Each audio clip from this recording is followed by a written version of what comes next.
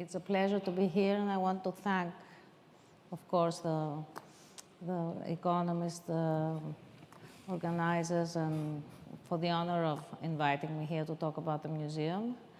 I will very briefly introduce you to the Museum of Cycladic Art for those who don't know it. It's a small museum. It's in the center of Athens.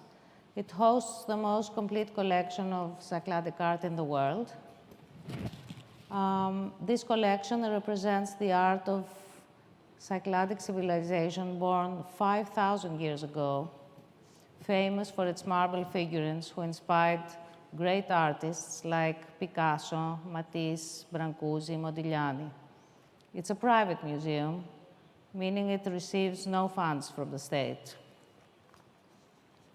Now, regarding today's discussion about the role of great museums, let me share with you an incident that took place about a month ago inside our permanent exhibition of Cycladic art.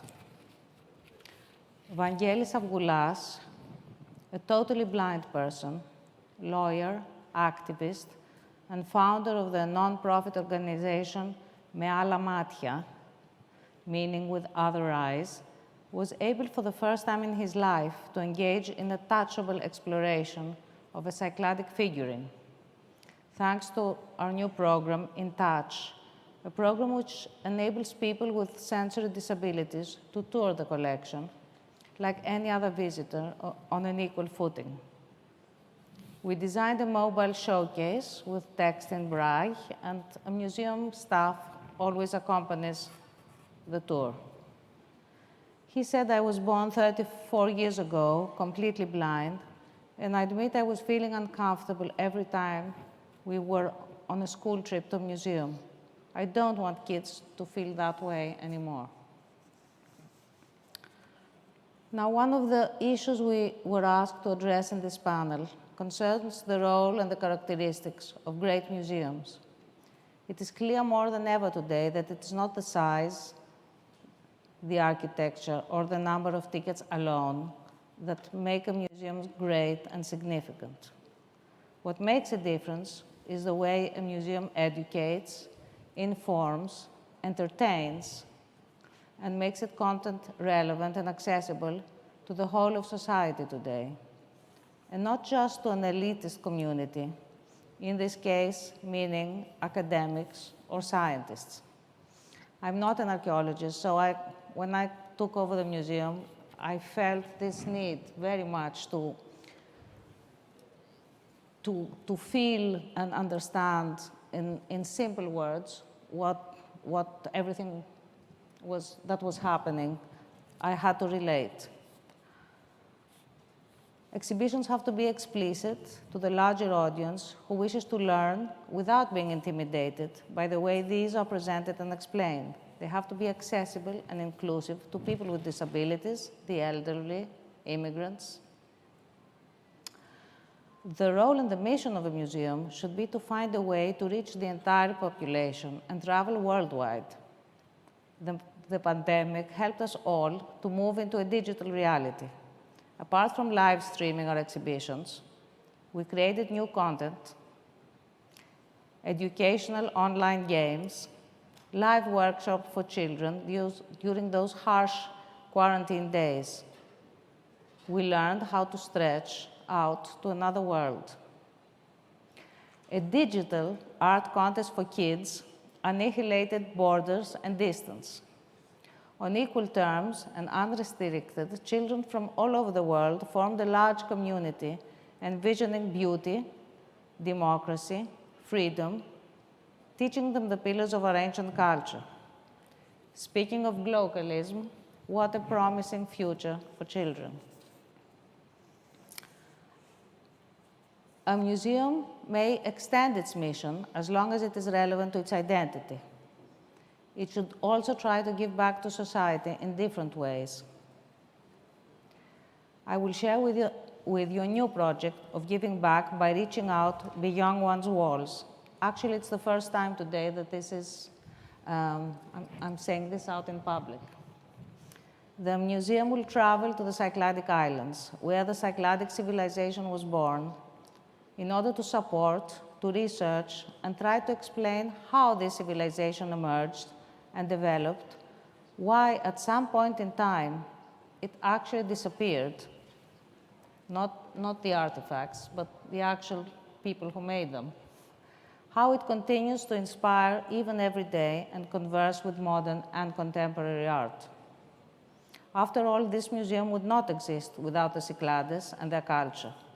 So the program with Cycladic identity will revolve around three pillars: archaeology, biodiversity, and intangible cultural heritage, who we are today. Giving back outside the museum walls can also address senior citizens who live in nursing homes or in open care centers for the elderly and have difficulty visiting museums.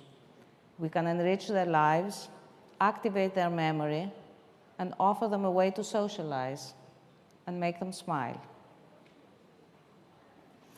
The museum of the 21st century cannot be self-centered. The power of synergy, not only between cultures, but also between institutions, is of pivotal importance. Museums should be open to collaborations with other museums, forming partnerships without the complications of ownerships and rights.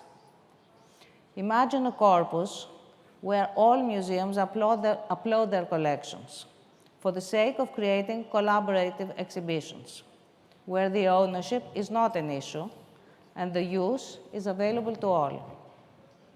Museums of the future should be open to long-term lending of their artifacts in order to facilitate research and complete the comprehension of collections.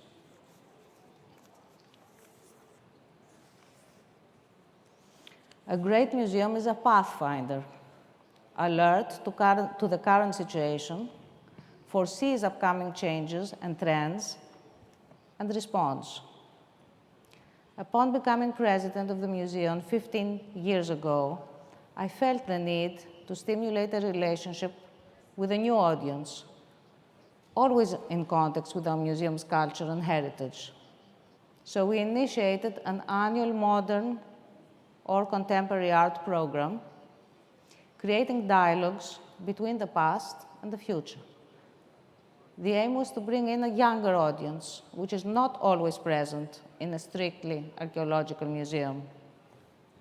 By selecting major international artists for this program, we also attracted visitors from abroad by introducing them in a subtle way to archaeology. We were surprised with what enthusiasm our visitors discovered how contemporary artists were inspired and influenced by ancient cultures. Picasso and antiquity, line and clay, was a dialogue showing rare ceramics and drawings by Picasso depicting birds, sea monsters, human figures, mythological creatures such as the Minotaur, and works inspired from ancient tragedies and comedies, all conversing with Greek antiquities. So, parity, inclusivity, sustainability, synergy, extroversion, openness, creation, dialogue, freedom, boldness. By following together these values, objectives, beliefs, museum can create new hubs of culture and coexistence, and I believe this way we can all make it happen.